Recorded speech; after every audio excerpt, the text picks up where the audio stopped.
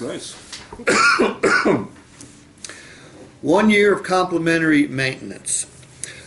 Nick, you know, bribery in most parts of society is an illegal thing. Yes, it is. However, there is one bribe that is still legal, and that's us bribing you to use our service department at least once.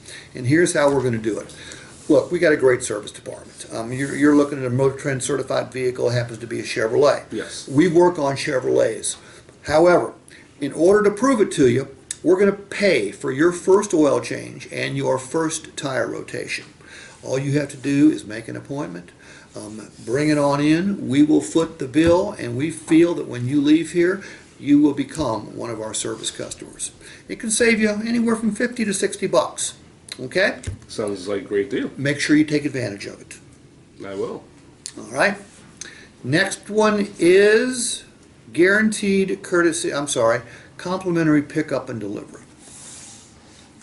Nick, what I'm about to tell you will sound like something a Mercedes-Benz salesperson or a Ferrari salesperson or an Audi